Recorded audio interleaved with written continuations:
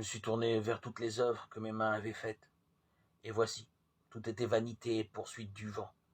Il n'y avait aucun profit sous le soleil. Ecclésiaste 2, 11. Christ est mort pour tous, afin que ceux qui vivent ne vivent plus pour eux-mêmes, mais pour celui qui, pour eux, est mort et a été ressuscité. 2 Corinthiens 5, 15. Augmenter son pouvoir d'achat est une grande préoccupation dans nos pays. La société de consommation dans laquelle nous vivons nous pousse à vouloir toujours plus. Nous pensons que nous n'avons jamais assez pour être heureux. Il nous manque toujours quelque chose. Est-ce que cela profiter de la vie?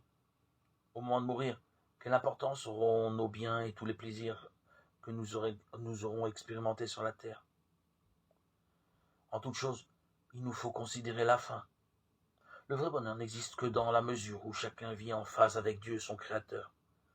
Pour le croyant, il ne s'agit pas de profiter de la vie pour faire ce qu'il veut, mais plutôt d'écouter, de faire ce que Dieu dit par sa parole, et ainsi de recevoir ses bénédictions. Profitons de la vie que Dieu nous donne. C'est premièrement le rencontrer Jésus-Christ, notre Sauveur et notre Seigneur.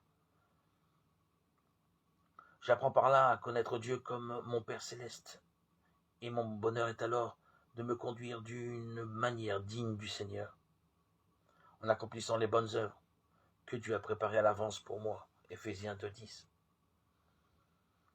Croyez-vous au Fils de Dieu mort et ressuscité pour nous donner le vrai bonheur, la vie éternelle? Si vous n'avez pas encore cette certitude, acceptez sans plus tarder ce don de Dieu.